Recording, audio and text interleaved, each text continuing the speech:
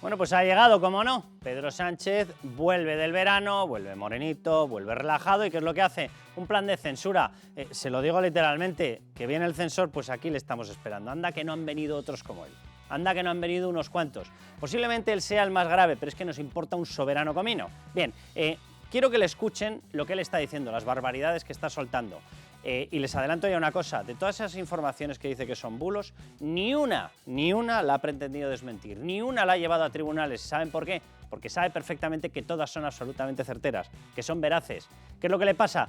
Pues que le están tocando en una determinada cuestión que le preocupa muchísimo y le pone muy nervioso. ¿Por qué? ¿Porque no ha ocurrido nada o porque hay de todo en esa órbita de corrupción que le rodea? Vamos a escucharle. Acabar con la impunidad que algunos de estos tabloides digitales y algunos de estos pseudomedios de comunicación digitales tienen respecto a otros medios de comunicación o a personalidades públicas. O sea, todos los medios que estamos publicando informaciones sobre su mujer, de los multinegocios de su mujer, por cierto, todos criados y creados a raíz de que él llega y va ascendiendo tanto al poder en el Partido Socialista, Secretaría General, como al poder en la Moncloa, es decir, Presidencia del Gobierno, desde mayo-junio del año 18. ¡Qué casualidad! Ahí se descubrió un diamante en bruto que estaba por descubrir, nadie lo había visto y resulta que era, sin tener titulación universitaria, un talento brutal en materia académica, un talento brutal en relaciones comerciales, un talento brutal en relaciones con el turismo, que no había tenido nunca, un talento brutal en relaciones diplomáticas, porque se paseaba por diplomáticos, pues se paseaba por ministerios, se paseaba por gobiernos africanos, por cierto, en viajes oficiales, por cierto, ocultando la agenda, cosas maravillosas, ¿verdad? De hecho, hasta le crearon una cátedra, no es que no sea catedrática, es que no es ni catedrática, ni doctor, ni profesor titular, ni universitaria, pero le crearon una cátedra. Bien, todo esto creció y se crió a raíz de que él llega al poder. Bien, todo eso lo estamos publicando en determinados medios que ni pseudomedios ni historias. O sea, independientemente ya de que la calificación esta la hará él en su imaginario particular, ¿qué es eso de un pseudomedio? O sea, la Constitución Española, artículo 20, protege la libertad de expresión a través de cualquier mecanismo, de cualquier persona, medio o lo que sea. Punto final. Artículo cogido directamente de Naciones Unidas. Pero claro, ¿cuál es la versión que él quiere? Bueno, para empezar, él lo que quiere es parar lo que está ocurriendo, que es que se le investiga a él. Él habla de impunidad, que el único impune o el que se cree impune es él. Y se ha encontrado con jueces y periodistas que nos dedicamos a hacer nuestro trabajo, protegido constitucionalmente y hasta obligado. ¿Bien? Porque es que es obligatorio, contar la verdad es obligatorio. Y para los jueces hacer justicia es obligatorio. Pero él quiere volver, ¿y qué quieren que les diga? A esto. Habrán descubierto ya por la letra, hombre, que el Boletín Oficial del Estado, hoy por hoy como que no se escribe así, ¿verdad? Claro, normal, como que es del año 38, en concreto, abril del 38. Vale, momento en el cual, bueno, pues un dictador, ahí estaba en guerra, pero el dictador, ¿qué es lo que ocurre? Pues que resulta que empieza a sacar sus normas. Y en las normas del dictador Franco una de las leyes fue la de prensa. Y en la de prensa aparece artículo primero y artículo 15º, literalmente lo que acaba de lanzar y anunciar Pedro Sánchez, el registro de medios de comunicación. Bien, ya les adelanto que en esa norma hay muchas cosas que suenan, no sé, a intento de inventos extraños y que no los va a poder poner en marcha, pero él quiere crear un registro de periodistas, un registro de medios. ¿Para qué? Para expulsar de ahí a los que no le gustan, a los críticos. Bien, pues esa idea literalmente, y se lo voy a leer, es la que se le ocurrió a Francisco Franco, dictador, caudillo. Bien, vamos allá, atención, artículo primero. Incumbe al Estado la organización, literalmente lo mismo que ha dicho Pedro Sánchez, vigilancia y control de la Institución Nacional de la Prensa Periódica. Bien, en este sentido compete al Ministerio o al Ministro encargado del Servicio Nacional de Prensa la facultad ordenadora de la misma. Esto, que la Constitución dice lo contrario, dice que los únicos que nos pueden regular y controlar son los tribunales, esto literalmente es lo mismo que acaba de decir Pedro Sánchez. Artículo primero, Ley de Prensa, año 38, Franco. Bien, vámonos al artículo 15º. Se crea el Registro Oficial de Periodistas, que será llevado por el Servicio Nacional de Prensa. Me imagino que aquí, si cambiamos Servicio Nacional de Prensa por Félix Bolaños, nos queda cuadradito el artículo. En cada servicio provincial de prensa se conservará un duplicado de las fichas correspondientes a la respectiva demarcación. Nombrados los jefes de servicio de prensa de cada provincia, me imagino que serán los responsables de Ferraz, cuidarán de organizar rápidamente la inclusión de los periodistas de la misma en el registro oficial. Inclusión que si no estabas no podías ejercer la prensa. Esto literalmente de nuevo es lo mismo que se le acaba de ocurrir a una persona llamada Pedro Sánchez. Pues nada, bienvenidos. Aquí tienen el BOE más propio de los actos de Pedro Sánchez. Se ha tenido que ir directamente a la dictadura franquista para encontrar un referente del sistema de censura que quiere imponer. Franco, Sánchez, ¿qué quieren que les diga?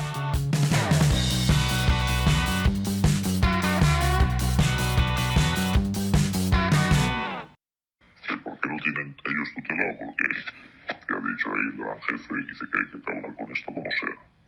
El gran jefe es un señor que se llama Pedro de apellido Sánchez, ¿no? Solo hay un gran jefe. Y ese ha pegado un puñetazo en la mesa que te cagas porque él sigue manteniendo. Y lo dice a gritos si es necesario que su mujer puede ser una pichona. ¿Sabes? O no hace los discursos, pero que no es una corrupta. Dice. Bueno, yo la verdad que cuando estudié Derecho la terminología pichona se me debió quedar fuera del Código Penal, pero sin embargo había una cosa que sí que estudiabas, que era efectivamente los delitos que estaban dentro de ese código, y ahí aparecía el delito de tráfico de influencias y de corrupción en los negocios, que es justo el que recae en estos momentos la acusación sobre la persona, por eso está imputada de Begoña Gómez. O sea que a mí las calificaciones que haga Pedro Sánchez de pichona, pichón o pichoncito me importan un soberano cominito. Aquí la cuestión es que su mujer, y por cierto su hermano también por 5 delitos, están inmersos en unas causas y están inmersos en una investigación y una instrucción judicial, y se ponga como se ponga y parta las mesas que parta a puñetazos y se ponga lo rabioso que evidentemente se pone y cree las cloacas que cree y los fangos y las máquinas de fango que cree, aquí hay una cosa que se llama justicia y una cosa que se llama prensa. Y los periodistas nos dedicamos a investigar esa corrupción y los jueces se dedican, pues eso, a instruirlo, los jueces de instrucción, y posteriormente a juzgarlo. Pero aquí tenemos la última noticia de lo que está ocurriendo en España, es decir, si nos creíamos que teníamos poco, por cierto, a lo largo del programa vamos a ver también cómo hemos pasado de ser un país amigo de Venezuela a convertirnos en un colaborador de un golpe para que no se implante la democracia en Venezuela y para respaldar a narcodictadores. Esta es la realidad y este es el día a día que tenemos con Pedro Sánchez. Bueno, Luis Fernando Quintero, ¿cómo estás? ¿Qué tal, Carlos? Sandra León. ¿Qué tal? Pues habíamos mostrado, vamos a ir mostrando más cortes de esos audios, los mostraba el diario El Confidencial, y es una noticia que revela, independientemente de lo que hayan conseguido y de la porquería, la policía le llama, nosotros hemos entrado también obviamente en esa información, y lo que nos están contando a nosotros fuentes policiales es que tenían conocimiento, algunas de ellas, de la existencia de esa red de búsqueda, la policía lo califica de búsqueda de mierda, que no se limitó a jueces y periodistas, el propio Confidencial hablaba también de Casa Real y CNI, y a nosotros por lo que nos dijeron a través de una insinuación es que, y les relato literalmente la frase, ¿no se ha buscado mierda también de Lambán y de Paje? Y ahí se cortaba la conversación que tuvimos. La insinuación me parece que era bastante reveladora y bastante certera con respecto a lo que está ocurriendo. Pedro Sánchez es un totalitario, Pedro Sánchez se cree que tiene poder para hacer lo que quiera, ataca jueces, ataca periodistas, saca normas de censura, intenta tomar al asalto el Poder Judicial y el Tribunal Supremo, ha tomado ya el Tribunal de Cuentas, el Tribunal Constitucional, ha tomado el Banco de España, ha tomado el INE, ha tomado el CIS, ha tomado básicamente todo lo que le ha dado la gana, salvo aquellos sitios en los que, gracias a Dios, jueces y periodistas, pues hemos hecho lo que teníamos que hacer. Pero estamos en lo que estamos, y el último ataque efectivamente es una maquinaria de fango. Ellos hablaban y denunciaban con la Kitchen, y en eso tenían razón. Una policía patriótica, bueno, en este caso sería una policía antipatriótica, porque siendo la de Sánchez, ¿verdad?, se dedicará a destruir España y a destruir la Constitución. Bueno, pues ya tienen su propia policía mafiosilla, o ya tienen sus fuentes de investigación mafiosillas. Sinceramente, unos de los que están hablando son los policías, con lo cual yo creo que no van a contar con ninguna colaboración, gracias a Dios. Pero ellos, desde luego, están intentando tener esa maquinaria de fango, Sandra, y están ya comprando material o contactando con gente para tener material, para arruinar vidas. Estos que hablaban de los bulos. Bien, pues estos que hablaban de los bulos, las noticias que no han podido tumbar por los tribunales, las van a intentar tumbar atacando a gente sin garantías judiciales, por detrás, de forma ilegal, comprando mierda y porquería para fastidiar la vida a gente. Yo creo que lo que ha sucedido esta semana es muy significativo porque revela un poco el doble juego, ¿no?, del Partido Socialista y por tanto del Gobierno, que es de cara a la galería. Yo lo que apruebo es un plan de regeneración democrática que se supone que estaba llamado pues, a hacer una limpieza, atacar a los medios, a los jueces y demás, que al final tampoco hemos visto gran novedad respecto a lo que se nos dijo que se iba a hacer hace unos meses, pero sin embargo lo importante es lo que se hace por detrás, lo que se hace por debajo de la mesa y lo que no está en ese plan de regeneración democrática, ¿no? Entre otras cosas porque más bien parece algo antidemocrático, que es toda una operación comandada por Santos Cerdán y por Leire Díez, que actúa como la fontanera del PSOE, ¿no?, así se la ha bautizado en toda esta trama, que lo que está haciendo es dedicarse a visitar a gente que o está en prisión o está inmersa en procesos judiciales para bien ofrecerle un trato de favor con la Fiscalía, por cierto, de por medio, que esto también me parece muy de subrayar y muy grave. Sí, una prevaricación como Eso la copa es, de un pino. Vamos. A cambio de que les den información para, eso sí, acorralar a jueces, a periodistas. O sea, aunque tú seas un delincuente, la persona que estaban escuchando, que está con la voz distorsionada, sería una de las personas que se ha puesto en contacto con ellos. Al final esta persona, pues en una conversación, pues canta parte de la historia, pero efectivamente se estaría buscando gente que o está acusada de delitos o directamente sean ya delincuentes, para que a cambio de rebajarle sus penas, oye, poner en la calle a delincuentes, ¿qué más da, verdad? Total, oye, si los que soportan el gobierno de Pedro Sánchez son una colección de etarras, algunos con las penas cumplidas, otros con las penas no cumplidas, son golpistas, son malversadores a los que se les ha rebajado el delito de malversación para que puedan entrar, pues qué más da, ¿verdad? Ya puestos, llenamos el autobús entero, bien, en esas estamos, bien.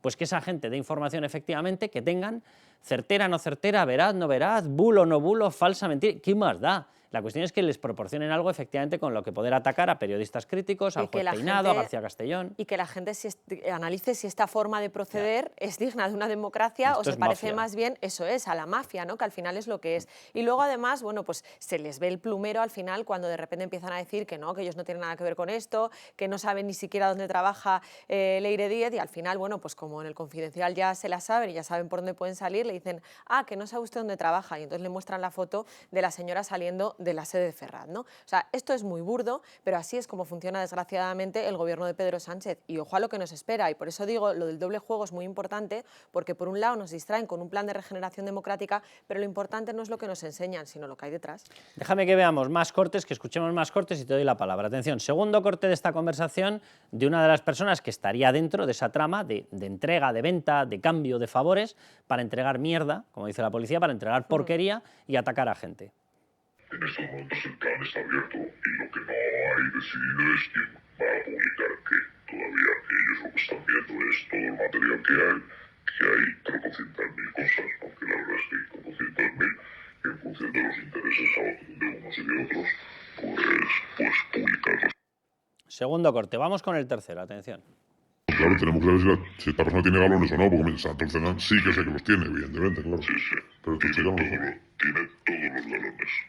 Vale. Y si hay algo que no, o sea, yo hoy que teníamos que hacer nos han mandado a hacer una gestión importante en un ministerio, pues, o sea, que necesitaba aprobación, pues ayer vimos a este hombre, a pesar de que estaba todavía convaleciente, para que nos diera la aprobación, y nos hemos ido esta mañana a hacerla.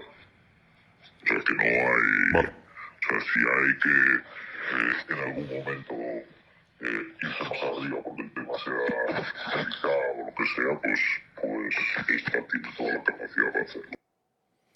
Un pequeño detalle, simplemente para que vayamos cuadrando y poniendo todas las piezas del puzzle. Ellos aluden a que Santos Cerdán, que es la persona a la que mencionan, estaría convaleciente. No sabía nadie que había tenido una intervención. Por lo visto, debe ser una intervención quirúrgica en la cara. No lo sabía absolutamente nadie.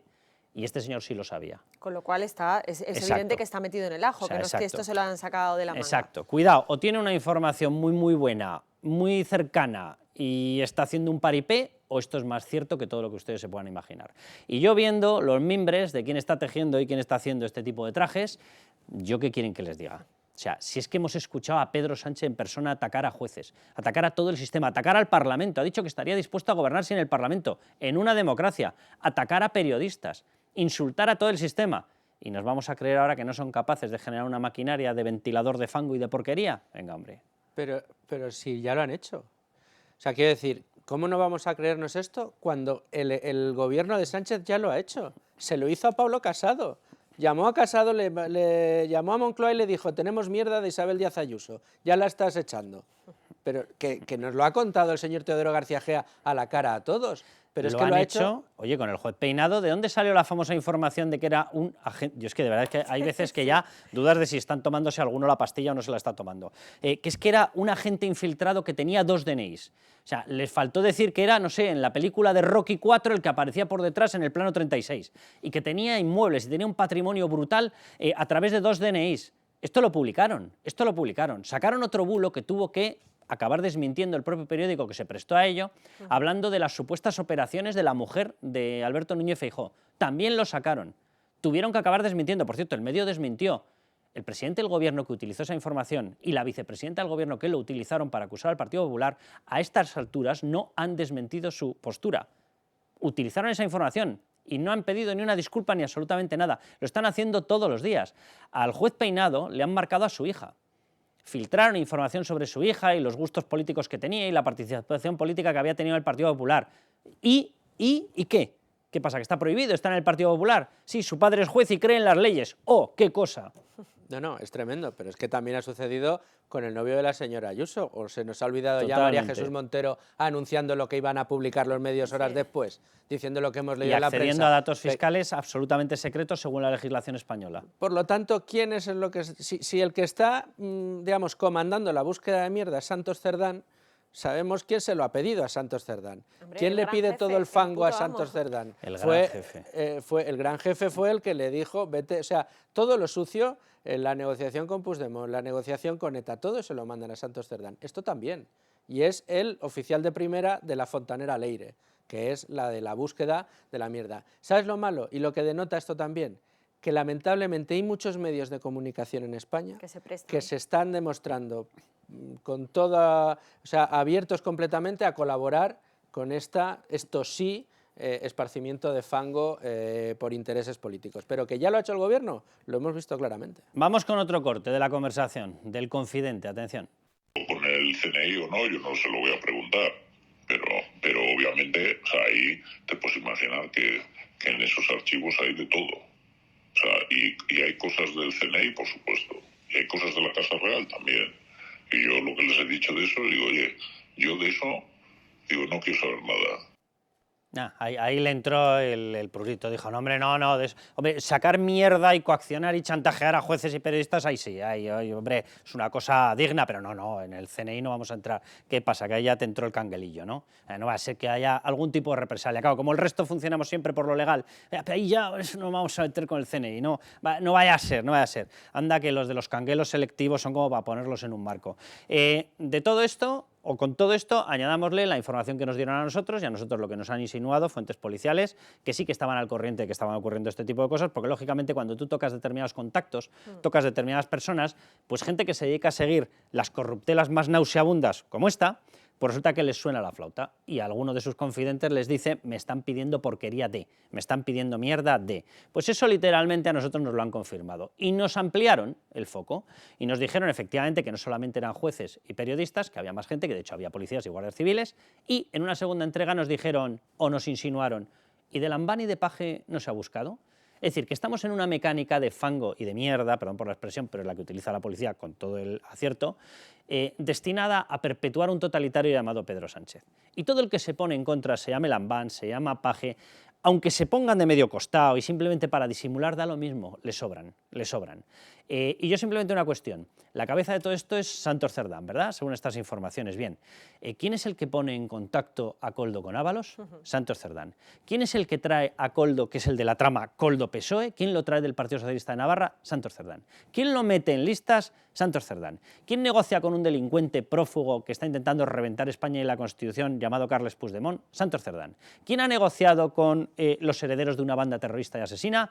Santos Cerdán. ¿Quién ha cerrado el acuerdo de traspaso y de entrega al Ayuntamiento de Pamplona a los bilduetarras? Santos Cerdán. Y ahora nos vamos a poner exquisitos en tener miedo de mencionar el nombre Santos Cerdán. Venga, con dos narices. Pero es una cosa muy curiosa, porque si te das cuenta, hace unos años, recuerdo perfectamente que los secretarios de organización del Partido Socialista tenían un peso de cara al público muy importante, es decir, estaban todo el día en los medios, tal. Sin embargo, Santos Cerdán no. Santos Cerdán está opaco, en la perdido. otra parte, ¿no? Y además me hace mucha gracia, ahora que hablas de está en la opacidad. fontanería, sí. Claro, ahora que hablas de opacidad, que se haga un plan de regeneración democrática en el que se presuma que se va a hacer un gobierno de transparencia y demás, precisamente el gobierno más opaco de cuantos hemos tenido en los últimos años, ¿no? O sea, esto ya es de vergüenza. Pero vamos, yo insisto en algo que dije el otro día, y es que en las democracias son los políticos, los presidentes del gobierno, los gobiernos, los que tienen miedo de los jueces y de los periodistas porque son poderes independientes. Y aquí en España está pasando lo contrario. Vamos a un modelo en el que somos los periodistas y serán los jueces los que acaben teniendo miedo de los políticos y del presidente del gobierno. Y eso en mi pueblo se llama dictadura. Bueno, y otros ejemplos de esa mierda que se le busca al díscolo Ábalos, de repente le sacan lo de Jessica y las digeusias, o como se llame, lo que venía en la factura. Disgeusias, sí. Pero curiosamente, 52, por cierto. Sí. Mal sabor de boca persistente, por cierto. Sí. Mal sabor de boca y una Y suma la de que dos enviaba viajes el recibo, en teoría era Jessica. Lo digo para que hilemos todo el, ¿sabes? Y según el el periplo. susodicho, era un email que venía de papá, porque Papito. además era el yo, y se daba golpes de pecho, era el que pagaba los viajes a Jessica y no iban a cargo de dinero público. Pero, Sí, pero estaba colocada en INECO, que es una empresa pública, que por lo visto, poner a una persona enchufada en una empresa pública, por lo visto, no es pagar con fondos públicos. Que es maravillosa la explicación. Y de nuevo, ¿quién le sacaba los billetes? ¿Quién gestionaba absolutamente todo? ¿Quién le llevaba la agenda a la señora Jessica para que coincidiera con la de Ábalos? Un tal Coldo, también precisamente, como decías tú, mano derecha de Cerdán. Pero hay alguien de quien toda España sospecha que tiene mierda hasta la coronilla, de que lleva años enriqueciéndose a costa del sufrimiento de la gente, que lleva años perpetuando un régimen de terror en Venezuela y todo a costa de beneficios que todos sospechamos y nadie sabemos de dónde sale, que tiene a las hijas, al parecer, con negocios en ese país, que se llama José Luis Rodríguez Zapatero, y de ese no sabemos nada.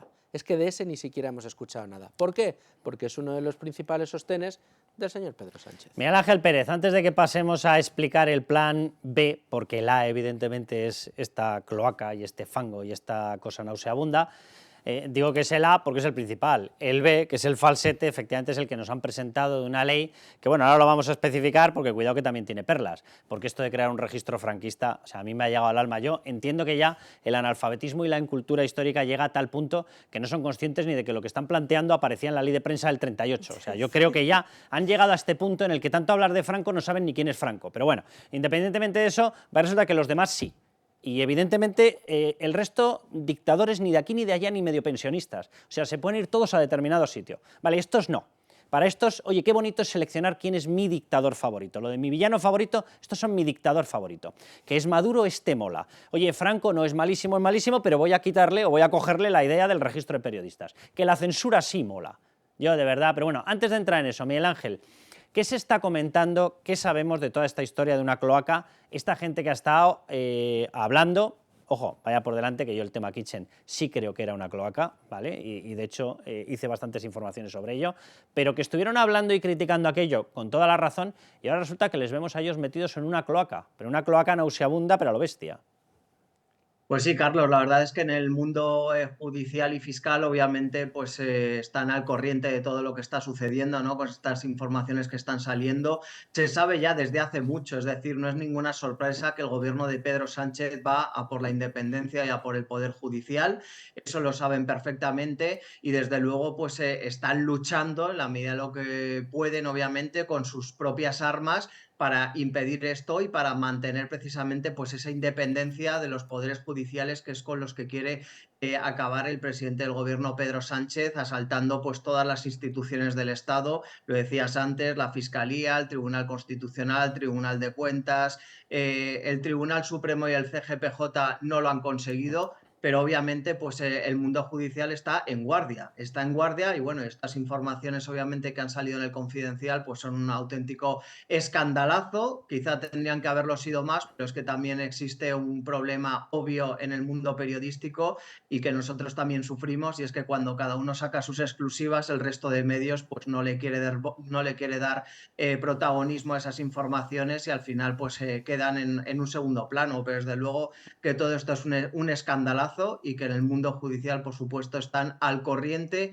de las intenciones del gobierno de Pedro Sánchez. Tienes toda la razón en lo que has dicho. Nosotros practicamos otro tipo de interpretación y otro tipo de periodismo. Aquí lo importante no es, perdón por la expresión, mi pandero, sino que lo importante es la defensa de derechos y libertades de la población. Para eso se hizo el periodismo. Entonces nosotros cero problema en citar, y además enhorabuena, a esas informaciones del Confidencial, y lo mismo que cuando nosotros sacamos determinadas exclusivas y se suman ellos, encantados de la vida, cuando las sacan ellos nosotros nos sumamos y aportamos información. Porque yo pensaba que esto del periodismo estaba protegido constitucionalmente porque era necesario para la sociedad. Ahora va y resulta que hay tanta gente tan social que va y resulta que decide que no, que lo importante no son los lectores, sino que es tu pandero. Bien, bueno, dicho eso, nosotros a lo nuestro, de las vivencias que tú has tenido y de las cosas que te han confesado jueces y que has publicado, Miguel Ángel, cosas que iban en esta línea o que se puede sospechar que iban en línea cloaca. Yo estoy pensando en 3 jueces muy concretos. Las filtraciones que ha tenido que soportar Peinado, las filtraciones barra acusaciones, barra acoso, barra amenazas, barra presencia impresentable y el haberlo dejado solo del juez Aguirre, y el trato nauseabundo que tuvo que denunciar de cómo cloacas, auténticas cloacas, lo linchaban y lo machacaban en redes de García Castellón. 3 abuela pluma que se me ocurren, que han sido linchados, cosidos a filtraciones, y claro, la gran pregunta es, ¿de dónde salían las noticias barra bulos? ¿De dónde salían las acusaciones? ¿De dónde salían las amenazas? ¿Y de dónde salía el dejarlos indefensos? Bueno, Carlos, es que obviamente el problema que existe ahora mismo con los jueces, ¿no? Citabas estos 3 ejemplos, es que los ataques contra los jueces se han institucionalizado y vienen nada más y nada menos que desde el propio gobierno, desde el propio Pedro Sánchez. Ese es el problema que hay ahora mismo con la justicia y que están viendo los jueces, que si antes pues les atacaban desde partidos pues como pudiera ser Podemos, ahora directamente pues es el propio ministro de Justicia, Félix Bolaños, son los ministros del gobierno o incluso el propio Pedro Sánchez los que están efectuando estos ataques a la independencia judicial. Obviamente aquí existe un problema, Carlos, y es que, por ejemplo, por citar simplemente un ejemplo, Manuel García Castellón ha tenido que presentar una demanda civil reclamando 120.000 euros en el Tribunal Supremo a Ione Belarra porque le llamó públicamente corrupto cuando se supo que se jubilaba este mes de septiembre. Es decir, lo que antes era algo, una barbaridad, que parecía una barbaridad, que era pues realizar determinadas acusaciones e imputar delitos contra jueces molestos, pues ahora, como digo, esto se ha institucionalizado y yo creo que todos los jueces que están recibiendo este tipo de ataques tendrían que seguir el ejemplo que está siguiendo el magistrado Manuel García Castellón. Yo creo que por el bien de la justicia y por el bien incluso de los propios ciudadanos no se puede consentir que bien desde el gobierno, bien desde partidos aliados al gobierno, etcétera, pues se acuse directamente de corrupción o de cosas peores a los jueces y que esto quede completamente impune. Hay que decir que incluso pues se presentó una querella hace pues un par de años contra Ione Belarra por también acusar de prevaricación a los magistrados del Supremo y fue archivada por el propio Supremo. Esto es por la vía civil y veremos en qué queda esos 120.000 euros que reclama el magistrado Manuel García Castellón con toda la razón a Ione Belarra por llamarle corrupto. Sí, hay una especie de escudo parlamentario que desde mi punto de vista se ha extrapolado y se ha exagerado, en el que parece que un político, porque esté en una tribuna o en un escaño del Congreso de los Diputados, puede soltar cualquier tipo de calumnia, injuria, etcétera, contra cualquier persona y no pasa nada porque es que no,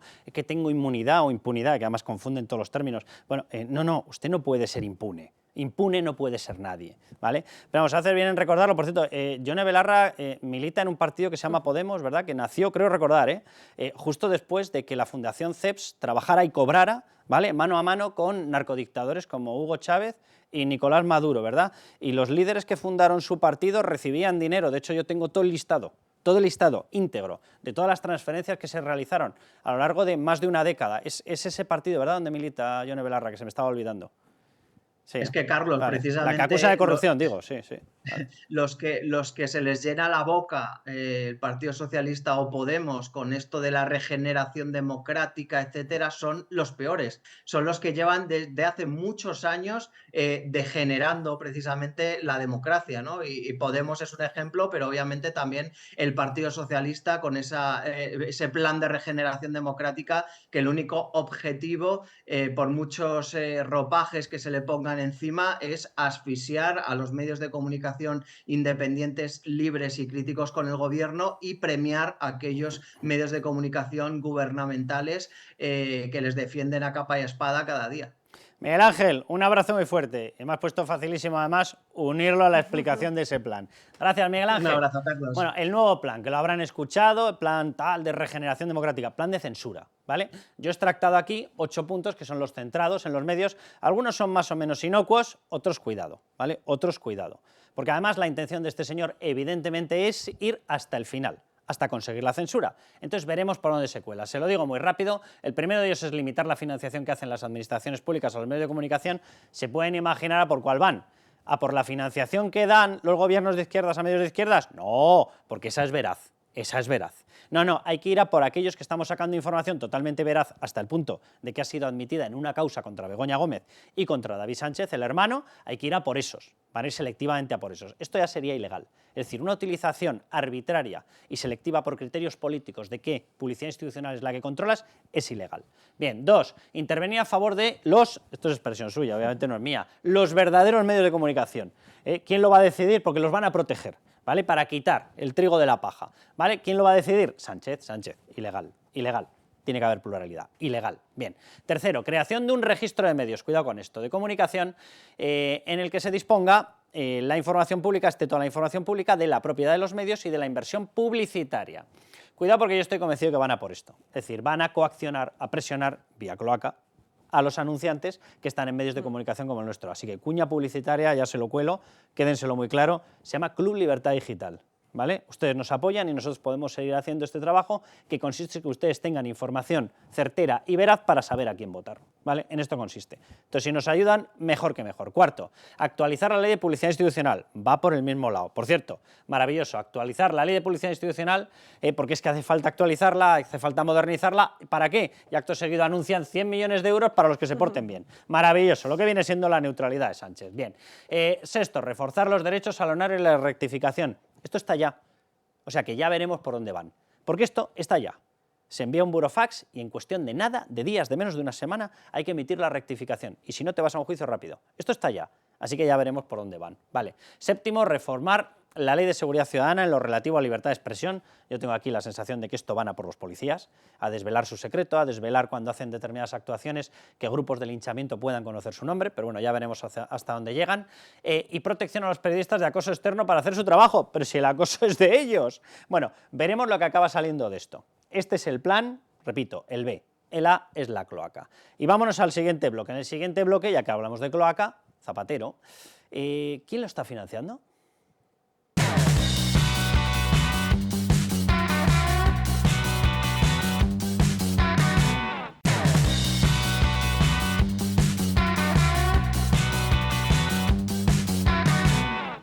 Hace unos minutos estábamos con el expresidente del gobierno español, Rodríguez Zapatero, trabajando todos los temas que tienen que ver con el diálogo, el acompañamiento del diálogo, la convocatoria de la cumbre de la Comunidad de Estados Latinoamericanos y Caribeños.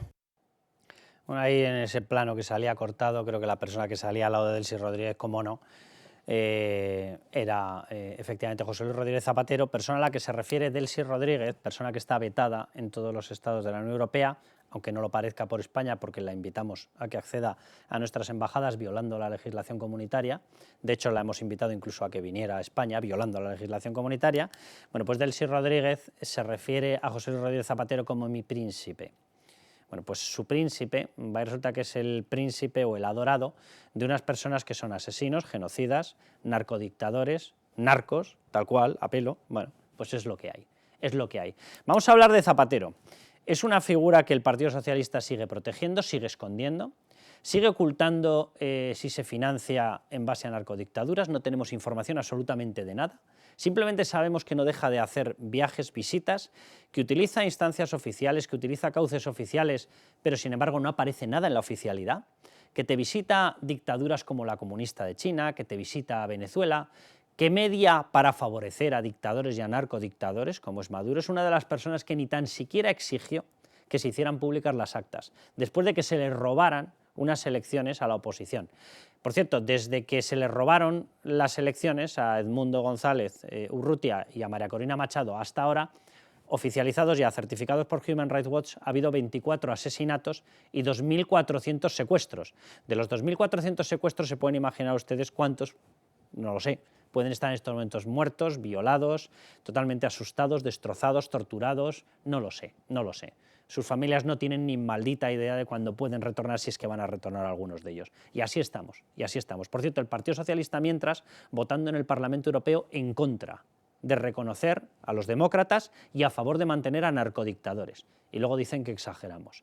Dios bendito. Bueno, vamos a hablar de todo esto. Luis Fernando Quintero, Sandra León, y luego vamos a conectar con una persona, amigo mío, William Cárdenas, que siempre ha estado, de hecho, en la defensa de la oposición venezolana. Es uno de tantos que se ha tenido que venir aquí. Y le quiero preguntar por esta figura. Luego vamos a hablar, en otro de los bloques, de qué ha pasado con esa colaboración nuestra nauseabunda, en la que nos hemos prestado a poner las instancias de la Embajada Española para que se saque al presidente electo de Venezuela del país, para traerlo aquí y anular a la oposición, que debería ser ya gobierno. Y además lo hemos hecho permitiendo una coacción y amenazas delante de nuestro embajador, donde directamente se le amenazaba con las consecuencias, las que te puedas imaginar. Hombre, teniendo en cuenta que si se marchaba dejaba allí, y ya ha dejado, a una hija y a 2 nietos, nos podemos todos imaginar de lo que estaban hablando, ¿verdad? Básicamente, cuando solamente en ese periodo que yo he citado lleva 24 asesinatos certificados. Si nos vamos al inicio de la dictadura, no quiero ni contarles. Hay 8 millones de personas que han tenido que salir corriendo de ese país. Y ahí está el Partido Socialista apoyando a los que han tenido que huir. No, al narcodictador que se queda. Sandra. Yo creo que lo que hemos vivido esta semana es, como tú decías, nauseabundo. A mí me da vergüenza como española. Pero vamos a centrarnos en este bloque, en Zapatero. Luego vamos a hablar de eso, porque yo creo que él tiene un análisis, además tú has sacado cosas. Pero el artífice de todo esto, al final de este episodio vergonzoso, que luego detallaremos, efectivamente es José Luis Rodríguez Zapatero, una persona que siempre ha estado al lado de la narcodictadura y que además, bueno, pues no se avergüenza de ello, ¿no? Presume de ello y ha tenido un papel que hay que recordar. Ha guardado silencio, el silencio más absoluto desde que se celebraron las elecciones en Venezuela. No ha dicho absolutamente nada, no ha recibido a Edmundo González, cosa que por otro lado era evidente que no lo iba a hacer, pero hay que recordar que aquí en España le han recibido los expresidentes, José Luis Rodríguez Zapatero no. Y bueno, pues al final lo que cabe preguntarse es cuál es el papel que juega José Luis Rodríguez Zapatero en la política de este gobierno, del gobierno socialista de Pedro Sánchez, ¿no? Y yo creo que es una figura clave y que hablar de José Luis Rodríguez Zapatero es hablar del gobierno de Pedro Sánchez, y creo que ahí es donde tenemos que hacer hincapié, ¿no? Que no es un hombre que vaya de por libre y que haga lo que a él le place, no, es que van unidos Pedro Sánchez y José Luis Rodríguez Zapatero. Luego vamos a ver un gráfico en el que hemos recopilado las actuaciones estelares de Zapatero con la narcodictadura de Maduro y en su momento de Hugo Chávez. Bien, vayan por delante algunas de las declaraciones que ha hecho en su papel de mediador observador internacional. ¿Observador de qué? ¿Observador de qué? Si estás, Rodríguez Zapatero, en el Grupo de Puebla, que es el grupo de apoyo internacional y de financiación y de robo de petróleo a los venezolanos, de petróleo, de esmeraldas, de oro, etcétera, de sus recursos para financiar la expansión de todas las dictaduras comunistas en el mundo. Y estás como miembro fundador. Pero ¿cómo vas a ser un mediador neutral si formas parte de la estructura de apoyo a uno de ellos, casualmente al narcodictador? Atención a las aseveraciones suyas, a las afirmaciones suyas, cuando ha intervenido como mediador de las garantías democráticas. Escuchen. Yo estuve allí y allí estuve en los colegios electorales. Nadie me lo tiene que contar ni explicar. No me sirve ninguna denuncia. Yo vi cómo la gente votaba libremente. Que, bueno, no voy a poner más cara de asco que el asco que me da. Siguiente declaración suya. El domingo vamos a estar en los colegios electorales, contrastando si los venezolanos votan libremente. Yo no tengo ninguna duda que van a votar libremente. ¿Por qué? Porque el voto es el acto más sagrado que tiene un ciudadano. Y es muy difícil que un ciudadano acepte votar bajo chantaje, amenaza. Es muy difícil. Claro, no hay dictaduras en el mundo. Hombre. No, claro, no, hombre, no. En China son todos libres. Y ojo que estamos hablando de una Venezuela, todo el mundo. narcodictadura, por si no fuera poco una dictadura, estamos hablando de una narcodictadura, con todo lo que eso significa. Pero La es que, gente ha visto muchas series y muchas películas y de ahí para arriba. Pues eso es lo que para hay que... película la que nos vende aquí Bueno, el efectivamente. amigo. Luego además lo de que es difícil el chantaje, hombre, claro, si tú ya de mano, como ha hecho el régimen, dices que la candidata no puede ser candidata como ha hecho habitualmente, dices que no todo el mundo puede ir a votar, porque al final no todo el mundo está habilitado para poder ir a votar, que de los 8 millones de venezolanos que están por el mundo solo podía votar un 0,5% o un 1%, es que son detalles que al señor Rodríguez Zapatero se le escapan. También se le escapan otros detalles, como sí que detalló en un intento de defensa extraordinario del régimen de Maduro, otro de los que aplauden a Maduro, que es el señor Monedero. El señor Monedero explicó cómo era la votación en esos colegios electorales y cómo cada uno de los votantes tenía que identificarse con programas electrónicos de quién era. Después pasaba y también votaba en la máquina. Es decir, que yo creo que es lógico pensar que si tú te identificas en una máquina, comprueban que eres tú y luego vas a votar en esa máquina, a lo mejor sospeches que igual relacionan quién han identificado primero y cuál ha sido el voto emitido después. Oye, cosa que tiene. Te cuento el caso, ahora vamos a hablar con William Cárdenas, pero el caso de la hermana de una amiga mía, venezolanas, y que fue y utilizó ese famoso sistema en zonas rurales. Ellos argumentan, la dictadura venezolana, dicen, hombre, es que aquí recoger las papeletas es muy complicado, como que les importara si cogen las papeletas y las tiran en el río. Pero bueno, dice, como es muy complicado, voto telemático, voto telemático. Allá que fue y hizo el experimento, bueno, no experimento, es que fue a votar, votó. Entonces tienes un ticket posteriormente que te certifica lo que has votado. Y votó en contra de Maduro. Pling, papeleta, Maduro. Y acude a una mesa, porque son unos sitios que tienen una determinada persona, y dice, oiga, me ha pasado esto, por favor, que es que yo he votado lo contrario, que lo que dice Luis Fer, ya estaba declarando y desvelando su voto, evidentemente le tomarían nota. Bien, dice, ha sido un error, no se preocupe, vuelva a darle. Le volvió a dar a Maduro. 2 votos. Vamos sumando, claro. 2 votos. 2 votos a Maduro. Fue a quejarse y dijo, no, ya no podemos hacer nada. A ver, se habrá equivocado usted. No puede ser que la máquina falle 2 veces. No, si no falla. Evidentemente no falla. Y simplemente un mensaje para el campeón mundial de determinados mensajes que ya producen algo más que vergüenza, ¿vale? Porque pasa ya directamente a un asco muy profundo. No puedes estar diciéndole a una pobre gente que está bajo asesinatos, bajo tortura, etcétera, decirle que no va a ser libre su voto. O sea, señor mío, Zapatero, el voto puede ser lo libre que sea, que evidentemente no lo es. Han asesinado a gente de la oposición por todas partes, pero ¿y si luego además va y resulta que alteran el resultado? Que no se han dignado ni a presentar unas actas falsificadas, de la chulería que tienen.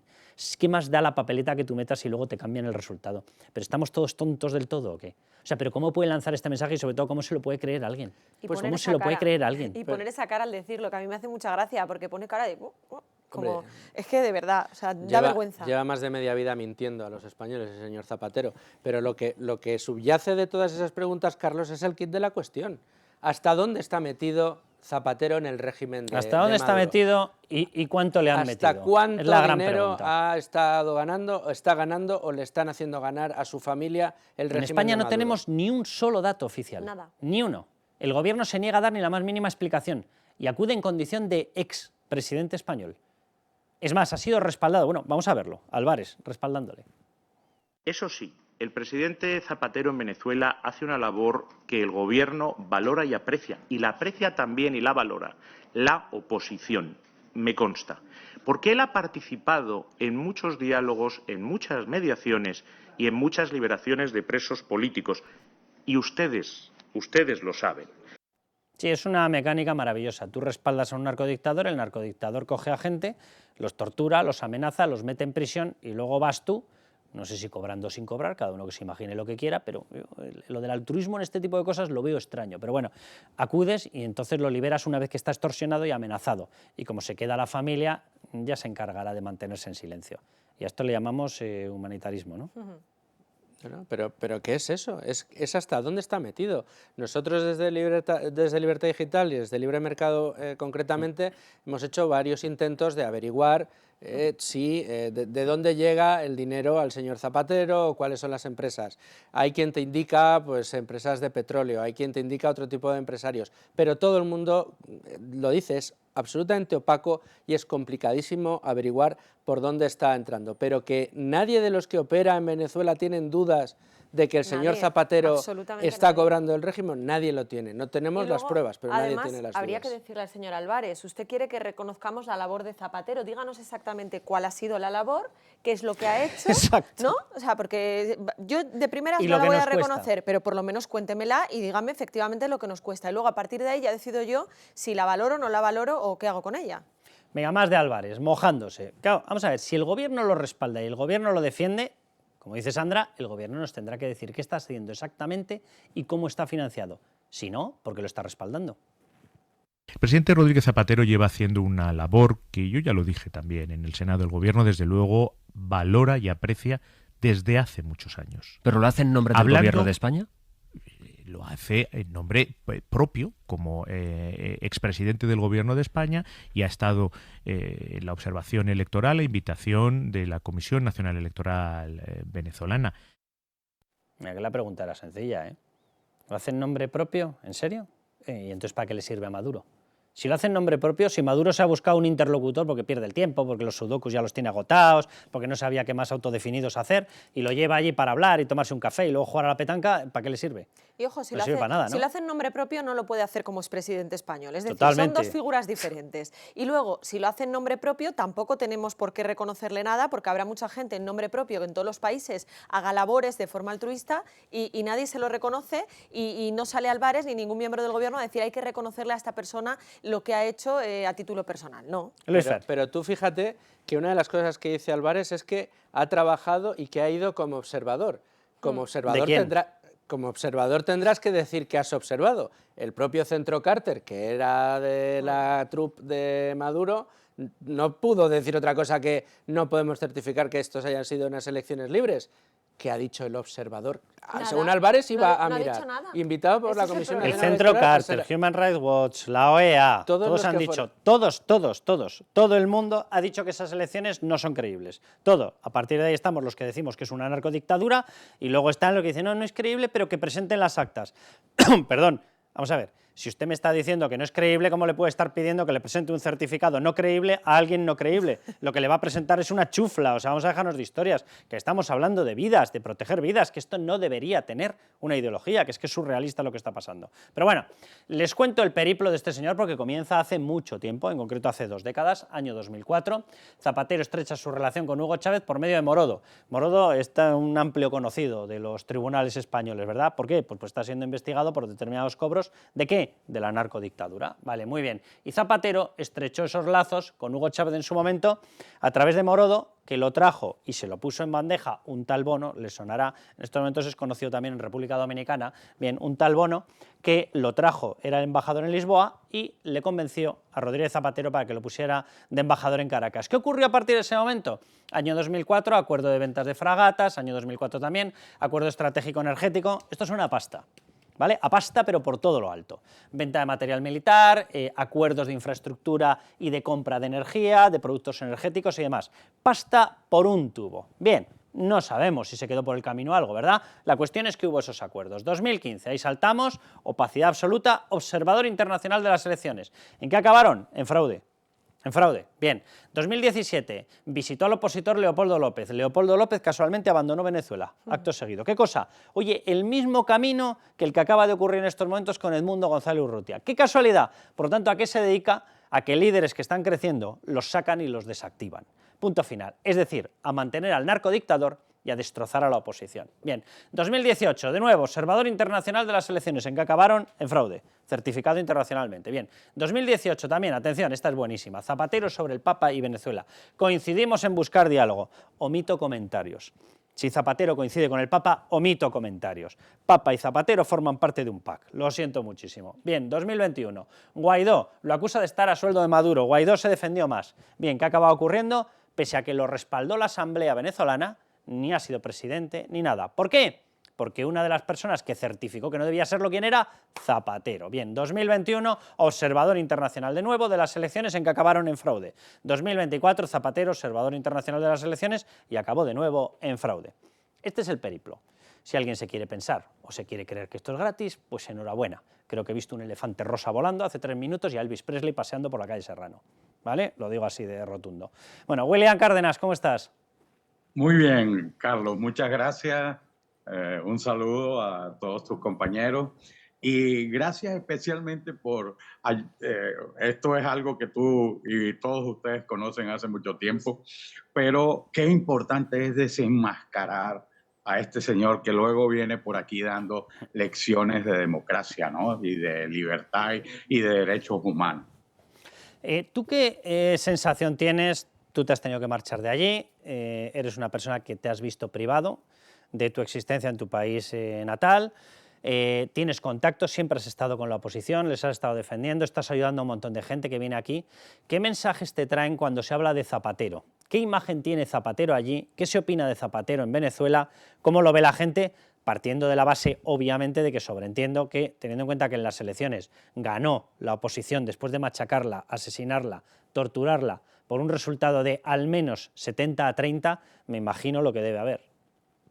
Bueno, mira, yo creo que lo más evidente es lo que incluso llegó a pasar en algún momento. Hubo algún episodio en el que Zapatero salió a la calle a abordar un coche y la gente indignadísima lo persiguió, le lanzaron piedras, le lanzaron botellas. Zapatero no puede salir a la calle en Venezuela porque la gente sencillamente lo detesta, lo odia, porque lo entiende comprometido en con una organización criminal con la que colabora.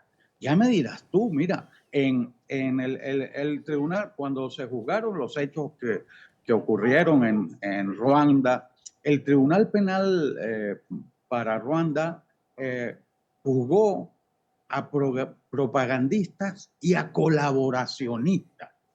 Y Zapatero no se va a escapar de esto.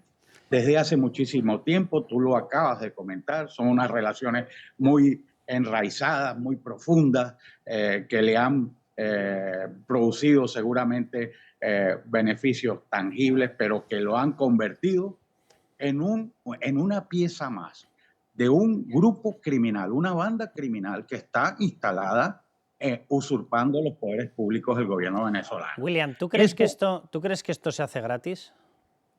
No, por supuesto, para nada. O sea, cuando tú participas en operaciones con mafias, bueno, pues te ponen tus condiciones y tú pones las tuyas, ¿verdad? Y lo que ocurre al final, mira cómo ha terminado el gobierno español arrastrado por Zapatero, ¿no? Terminan con un episodio que es la vergüenza de la diplomacia mundial y la vergüenza de la comunidad internacional, ¿no?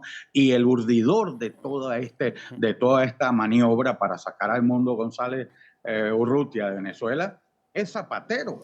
Ahora vamos a hablar de eso y del papelón. Yo espero que como pueblo español nos perdonéis la lamentable y asquerosa imagen que está dejando gente como Zapatero. Lo espero rotunda y sinceramente, porque la verdad es que es un trago muy difícil. O sea, para vosotros obviamente es lo peor, vosotros sois los asesinados, vosotros sois los que estáis privados de derechos y libertades, pero viéndolo desde España resulta infumable el papelón que estamos llevando.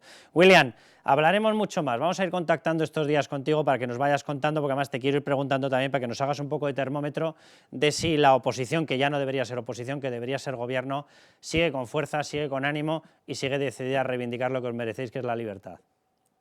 Muchas gracias, les reitero de verdad este sentimiento de agradecimiento por ayudarnos a desenmascararlo, aunque ustedes aquí ya lo tienen claro, ustedes lo han visto además cómo participa en los temas de la vida política española de una manera nefasta y Pedro Sánchez callado, ¿no?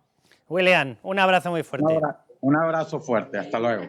Bueno, pues vámonos al siguiente bloque donde vamos a ver qué ha ocurrido, van a ver imágenes, van a ver vídeos, qué ha ocurrido en esa cosa lamentable en la que nosotros nos hemos convertido en cómplices de coaccionar, de extorsionar, de chantajear y de amenazar al que debería ser presidente de Venezuela con tal de sacarlo de allí para debilitar la opción democrática y que siga el narcodictador.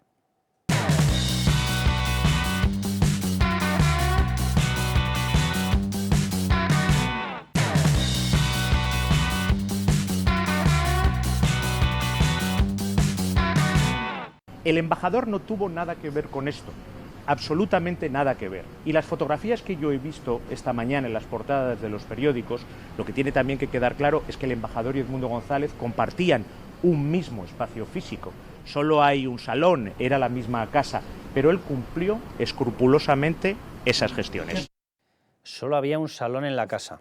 ¿Vale? Yo no sé, o sea, hay veces que te sueltan los políticos unas cosas tan ridículas y patéticas que dices, no es que te estés cachondeando de mí, que te estás cachondeando de mí y todos mis muertos, porque es que esto, o sea, ya no es ni normal.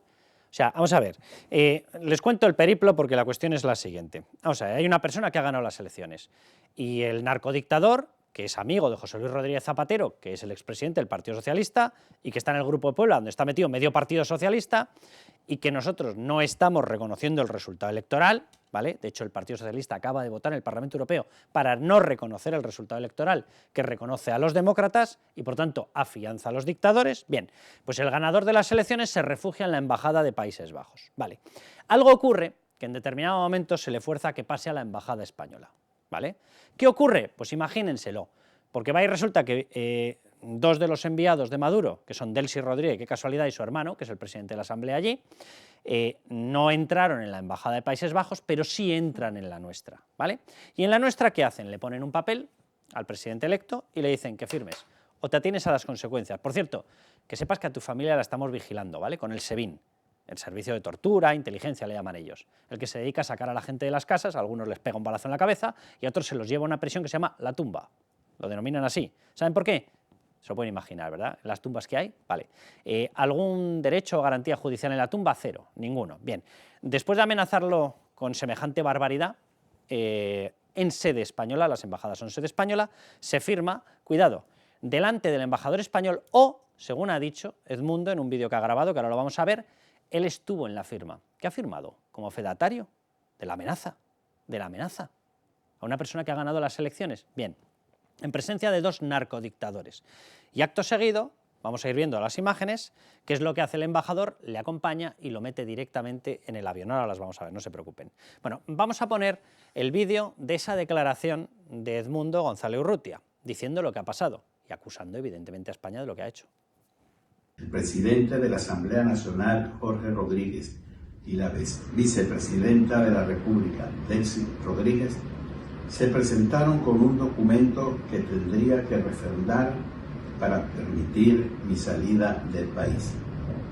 En otras palabras, o firmaba o me atenía a las consecuencias. Ahí queda eso.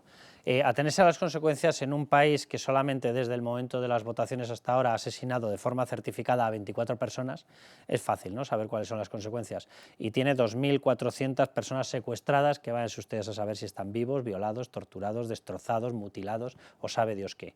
Es fácil saber, ¿verdad?, cuáles son las consecuencias. Bien, pues ese es el plantel de lo que tenemos. ¿Dónde se hizo? En Embajada Española, en sede española, delante del embajador español. Y luego les vamos a mostrar las imágenes de cómo le acompañó, le faltó empujarle para certificar que efectivamente abandonaba el país. Claro, al abandonar el país, ¿qué es lo que ocurre? Que el presidente electo se ha ido.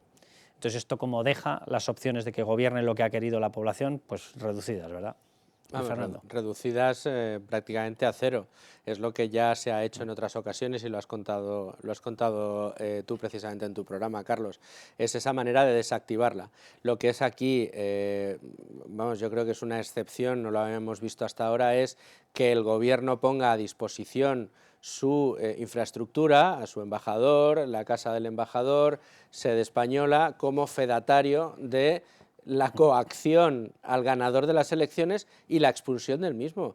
Es que la indignación es terrible, es decir, y sobre todo la impotencia. No va a pasar nada, a ese embajador no le va a pasar absolutamente nada y a este gobierno da la sensación de que tampoco, cuando lo que se está viendo es que se está colaborando activamente con un régimen dictatorial, con un régimen criminal y asesino. Pero ¿qué esperar del tío que pacta con la ETA, que defiende a Hamás y que defiende ahora al que está amenazando con secuestros y con asesinatos? Pues lo que estamos viendo. Edmundo González, de hecho, lo especifica y lo explica con estas palabras. El régimen pretende que todos los venezolanos perdamos la esperanza. El mundo entero sabe que siempre recurren al juego sucio, el chantaje y la manipulación. Y después de semejante actuación de arcada pura, ¿qué dice Álvarez? Escuchen, escuchen. Y yo exijo al señor Feijóo que desautorice al eurodiputado que ha calumniado a España y que acusa a España de cosas que son absurdas, pero tremendamente injuriosas para nuestro país. Le exijo que le desautorice inmediatamente. Pues miren, esto estuvo bien el PP, porque no solamente el eurodiputado que cita, que es González Pons, les llamó como les llamó, evidentemente a la narcodictadura la llamó narcodictadura, sino que luego salió Tellado, dijo lo mismo, y Feijóo salió y respaldó a los dos. Así que ya tiene la respuesta Álvarez. Claro, cuando le ves empezar y lanzar la frase, dices, yo exijo, y dice, va a exigir democracia en Venezuela. Sí. No, exijo que la gente que defiende a demócratas se calle, porque es lo que hace el Partido Socialista, que, repito, en la votación en el Parlamento Europeo ha votado en contra de reconocer a los demócratas y a favor de un narcodictador. Literalmente. Yo creo que aquí hay varias cosas que hay que subrayar y que son fundamentales, ¿no? En primer lugar, Edmundo González, él lo ha dicho, ha sido coaccionado, ha sido amenazado, o firmas esto o te atienes a las consecuencias, y tú lo decías, yo insisto, estamos hablando de un país que está dirigido por un cártel, el cártel de los soles, o sea, que las consecuencias no son cualesquiera. Y además hay otra cosa que han dejado claro otros miembros de la oposición venezolana que han venido a España antes o después de Edmundo, ¿no? Y es que a Edmundo su intención era venir aquí con su hija, la que todavía se ha quedado en Venezuela, y sus nietos. No les dejaron venir y me consta que le están amenazando también con eso, porque él tiene una relación muy especial con sus nietos a los que se dedicaba a cuidar todas las tardes hasta que vino a España, y le estarían amenazando. Tiene más con miedo su vida. que alma, obviamente. Efectivamente. Obviamente. Pero luego, respecto a la parte de la diplomacia, y diplomacia en este caso entre comillas, hay que decir también una cosa. El señor Edmundo González estuvo en primer lugar en la Embajada de Holanda y allí en ningún momento firmó ni cedió a ningún chantaje. ¿Por qué? Porque había un embajador que le dijo, no te preocupes, aquí puedes estar tranquilamente, puedes estar a salvo, no tienes por qué irte y nosotros te vamos a apoyar. Y seguidamente, qué casualidad que se va a la Embajada Española. Por cierto, una vez que él se mueve a la Embajada Española y le tienen controlado, ahí tenía que haber ya un acuerdo para no detenerle. Y llega a la Embajada de España. Oiga, que es que el gobierno venezolano, el régimen venezolano, mejor dicho, tiene prohibida la entrada a la Unión Europea. No tenía por qué haber entrado a la Embajada Española. Y hemos permitido que entren a la Embajada de España. Y además se dice que es que el embajador, que no, que estuvo ahí como mero observador, que solamente les puso whisky y bombones o chocolates venezolanos, como si hubiera algo que celebrar. Bueno, vamos a escuchar a Álvarez y les muestro lo que ha ocurrido en una especie de no película, película de terror la que hemos montado nosotros, pero en una secuencia de imágenes. No ha habido ningún tipo de negociación política entre el Gobierno de España y el Gobierno de Venezuela, ni hay ninguna contrapartida a la salida de Edmundo González de Caracas y a su llegada a Madrid. Los únicos contactos que ha habido, lógicamente, para que pueda aterrizar un avión de las Fuerzas Armadas españolas en Caracas, hay que pedir una autorización de sobrevuelo y de aterrizaje. Claro, claro. Miren, esto es la sede del embajador, es decir, es España. La sede del embajador es la embajada y la embajada es territorio español. Es decir, hemos permitido la entrada de Delcy Rodríguez, narcodictadora, y de su hermano, Jorge Rodríguez, impuesto por el dictador como presidente de la Asamblea Nacional de Venezuela. Les hemos permitido la entrada en territorio español, ya directamente es ilegal, con respecto a las prohibiciones que tiene la UE con respecto a narcodictadores. Pero es que además estaban en presencia del embajador. Y según ha dicho el propio presidente, que debería serlo, el presidente electo de Venezuela, contribuyó en la firma. Firmó. ¿Qué firmó? Los documentos, ¿verdad? ¿Los documentos de qué? Del chantaje, de la amenaza, de la coacción, de la extorsión. Entonces somos cómplices, ¿verdad? O sea, en terminología penal eres cómplice. Eres cómplice. No llegaríamos a colaborador necesario, pero cómplice, ahí desde luego nos quedamos. Se hace ahí, menos mal que no hayamos negociado nada, menos mal que no estábamos en semejante mejunje. Bien, aquí lo tienen en otro plano y ahí le pueden ver al pobre Edmundo firmando todo esto. La explicación es que no había otro salón, En la embajada, más la residencia del embajador, que no había otro salón, por eso estaba el embajador, y la puerta de hecho se deberá abrir sola. Y de hecho, Delcy Rodríguez y su hermano debían pasar por ahí y se creyeron que estaban las hamburguesas del Uber. Y entraron todos a comérselas. ¿Se pueden decir más barbaridades juntas? Bueno, pues las dice un ministro. Bien, siguiente paso, atención, porque es que lo escoltamos. O sea, el embajador español se encarga de escoltarlo. O sea, le falta empujarlo. ¿Qué pasa? Que teníamos el acuerdo de que teníamos que garantizar que lo sacábamos del país, ¿verdad? Para debilitar a la oposición, que debería ser ya gobierno, y para favorecer al narcodictador. Y de hecho, fíjense la cabecica, porque se queda mirando hasta que se cierra la puerta. ¿Pero qué te crees? ¿Que va a hacer un Spiderman? ¿Que va a salir volando? ¿Pero qué es lo que te crees? O sea, ¿hasta dónde ha llegado nuestra negociación y nuestra presión? Que el responsable español, el representante de España en Venezuela, se queda vigilando a ver si se cierra la puerta. No vaya a ser que no entre y no lo saquemos del país para favorecer lo suficiente a la narcodictadura. Bueno, vamos a coger un poquito de oxígeno con Banca Mar y volvemos. Banca Mar, nuestra solvencia, su tranquilidad. Patrocina este espacio. Bueno, pues vamos a ver ya cómo organizamos nuestras inversiones, nuestros ahorros con Rafael Ferragut. Bueno, llega el momento de abrir comunicación con Banca March, como todas las semanas, el banco más solvente de España, que además es una entidad con un gran conocimiento del sector turístico hotelero, y de ello vamos a hablar precisamente con esta persona, con Rafael Ferragut, director de la unidad de hoteles y turismo de Banca March. Bueno, hace unos meses nos comentaba el propio Rafael las buenas expectativas sobre la temporada turística. Estamos a unos días de acabar, algunos ya lo hemos acabado oficialmente y extraoficialmente, el verano, pero todavía quedan buenos meses turísticamente hablando y a efectos económicos. Bien, ¿se mantienen las buenas previsiones, Rafael? Hola Carlos, encantado de volver a estar con vosotros. Como bien indicas, la temporada no ha acabado y todavía queda recorrido. Hasta ahora, los datos públicos de los que disponemos son del mes de julio y los datos realmente son muy positivos. Los de agosto, agosto ha sido un buen mes, y lo que llevamos de septiembre pues también indica que va a ser un buen mes. Y cuando hablamos de buena temporada, me gustaría recalcar que no me baso o no nos basamos en la llegada de turistas internacionales, que efectivamente es un dato en el que todos nos fijamos, además es un dato que evoluciona muy positivamente, pero creo que hay que hacer referencia a otras métricas que sin duda son más relevantes, como puede ser el gasto turístico, las pernoctaciones hoteleras o los datos de empleo, ¿no? Y os comparto algunos datos en este sentido. El gasto turístico acumulado hasta el mes de julio en España supera los 71.000 millones de euros, una cifra muy relevante, que supone un crecimiento del 18,6% respecto al ejercicio anterior. Y la mejor noticia es que el mayor crecimiento se ha producido en el primer trimestre, ¿no?, donde ese crecimiento ha sido superior al 25%, lo cual demuestra que la famosa y deseada desestacionalización pues se está llevando a cabo, ¿no?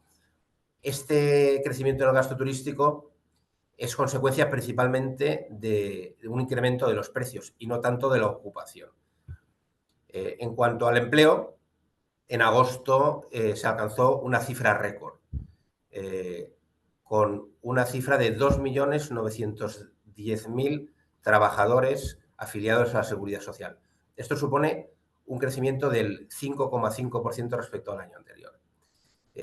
Lo dicho, estos son datos sobre aportación de valor, generación de riqueza y creación de empleo.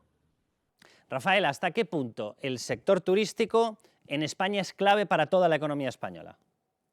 Pues es la principal actividad económica de este país, aportando riqueza y empleo, como decía. La previsión para este ejercicio es que se superen los 200.000 millones de euros de aportación al PIB español, alcanzando casi una cuota del 14%. Y en cuanto a empleo, el empleo turístico representa un 13,6% del empleo del país, muy en línea con lo anterior. Y además lo importante y relevante es que está creciendo el doble que la generación de empleo a nivel nacional.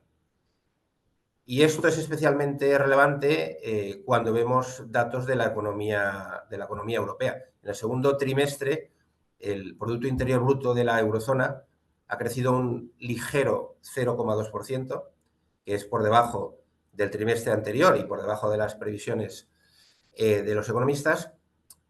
Y en ese crecimiento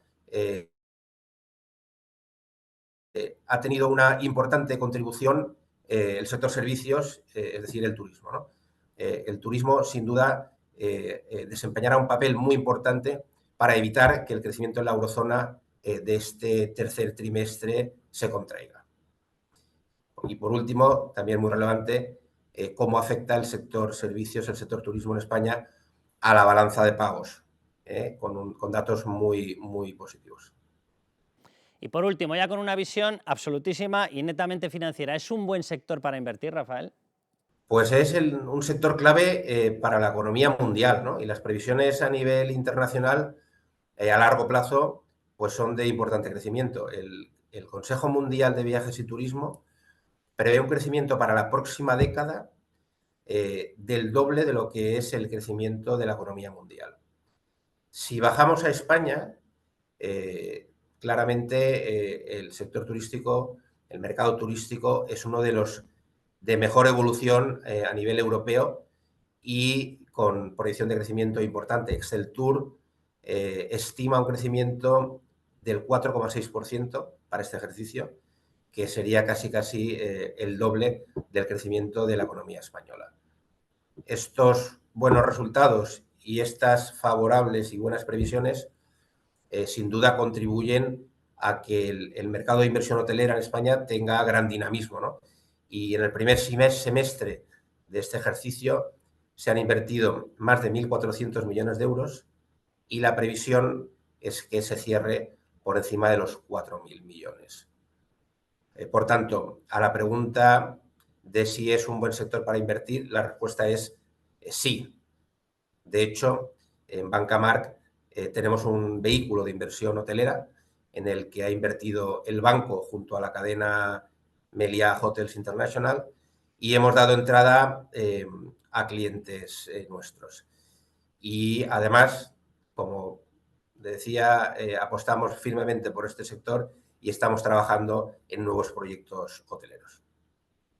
Pues Rafael, muchísimas gracias por supuesto a Bancamark y nos volvemos a la tertulia. Bancamark, nuestra solvencia, su tranquilidad. Ha patrocinado este espacio.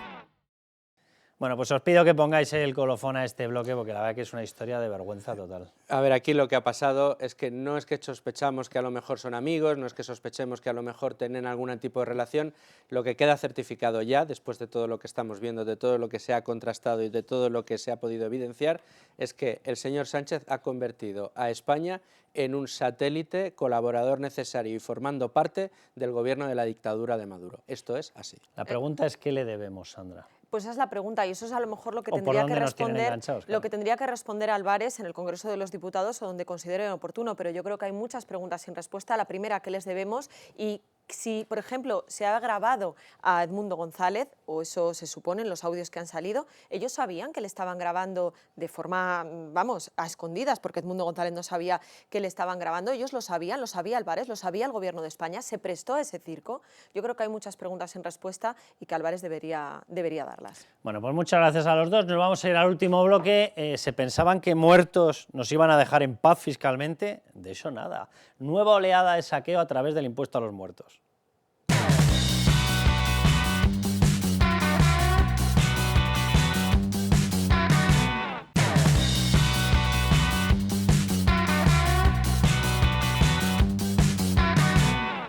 Bueno, Beatriz García, vamos con sección saqueos fiscales. Yolanda Díaz, el cohete debía llevar un par de barras podadoras y han decidido que nos podan los bolsillos. O sea, que si el chocolate, que si el marisco, que si los yates, sí, y el impuesto a los muertos. Espérate una cosa así solidaria, así con condolencias. ¿Que has muerto? Espera que voy con la podadora.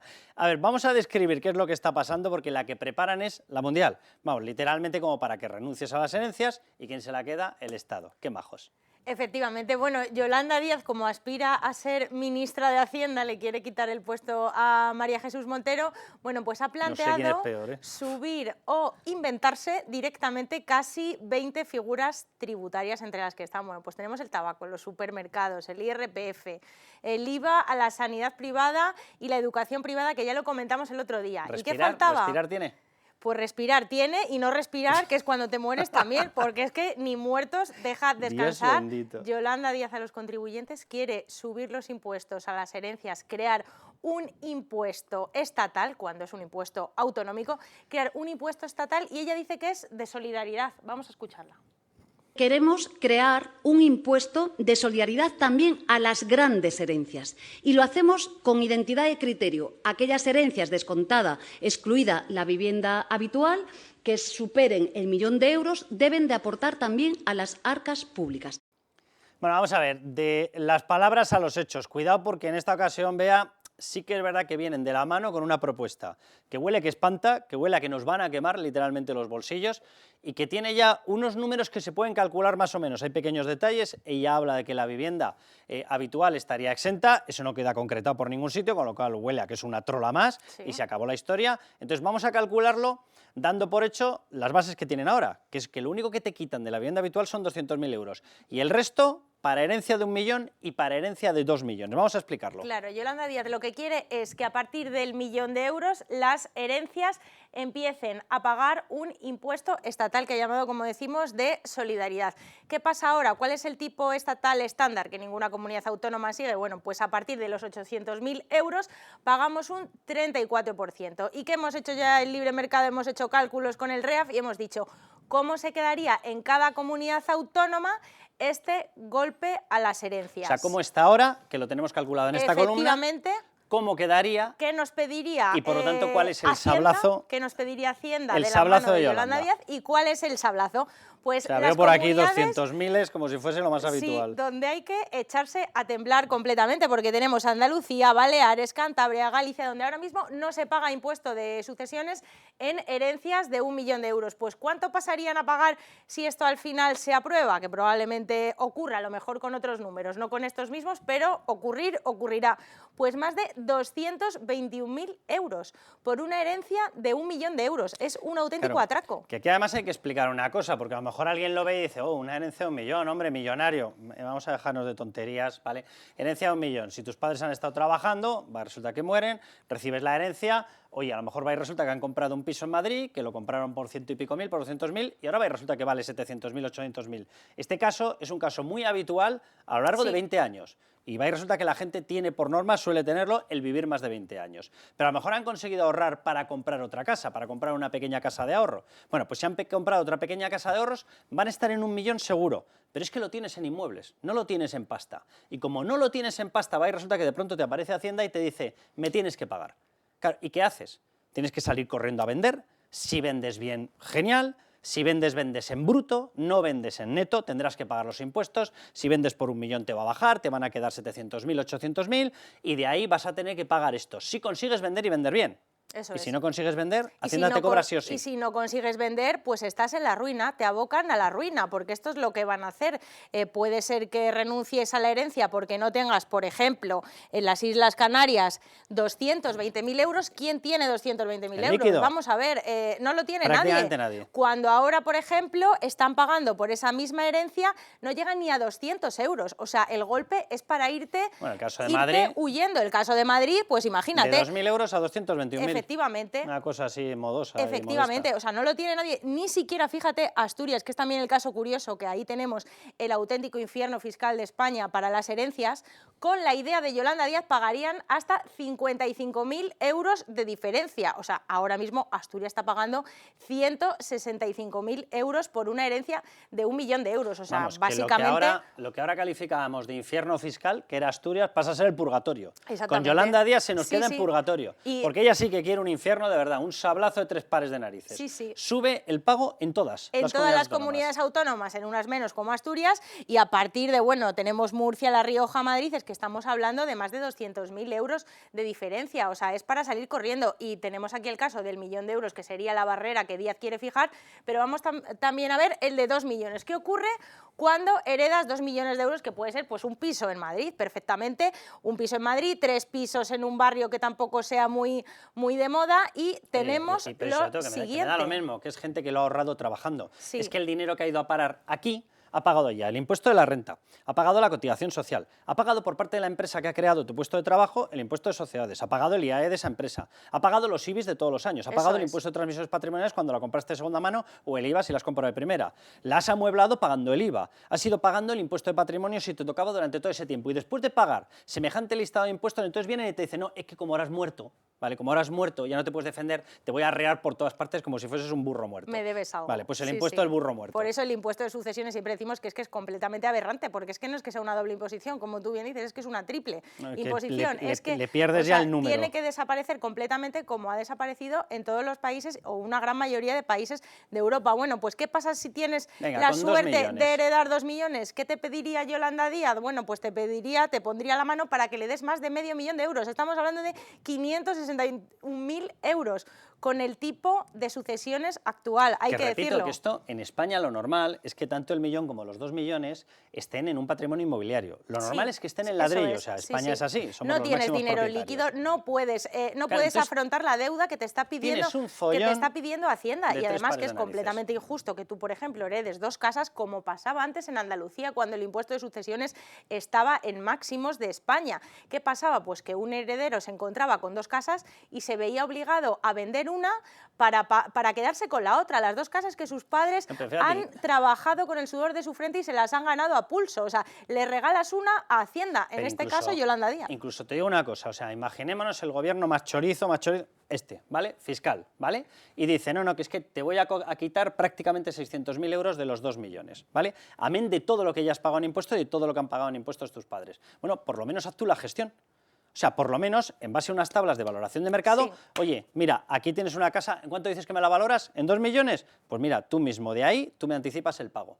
No, es que aquí no, es que aquí te tienes tú que poner a parar tu trabajo para ponerte a vender urgentemente el patrimonio inmobiliario de tus padres que ya había pagado impuestos, porque si no, al que le van a embargar, y por esta cifra en neto, es a ti, es a ti. O sea, imaginémonos el caso de que de pronto, o sea, con el disgusto, con la tristeza de la muerte de tus padres, recibes la herencia, y te dice, no, ahora para el carro, que además de recibir la herencia vas a recibir la presencia de la agencia tributaria, que te pide prácticamente 600.000 euros. Y como no pagues, te embargamos todas las cuentas de golpe.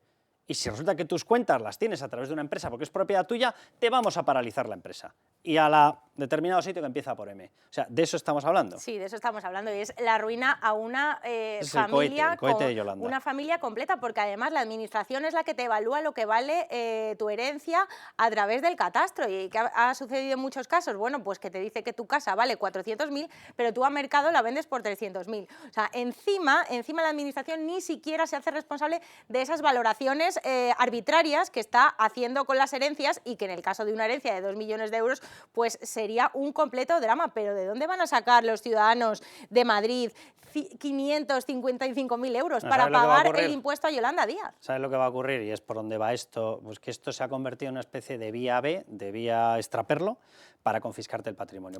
Porque mucha gente cuando vea que le viene esto va a decir, Dios bendito, qué follón. Espérate que tengo que parar, que me tengo que poner a vender, que no sé si voy a poder vender. ¿Qué es lo que van a hacer?